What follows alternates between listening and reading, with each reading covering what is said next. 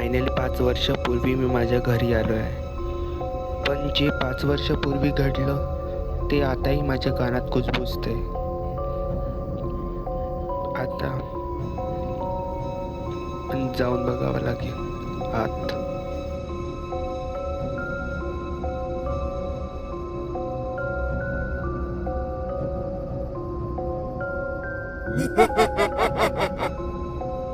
मी परत आलोय.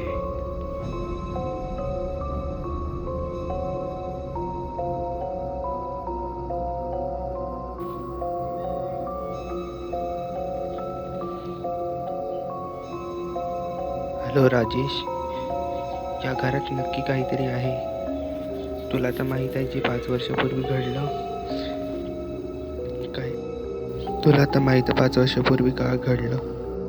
काय करू मी आता, काही कळत नाही मला. हा,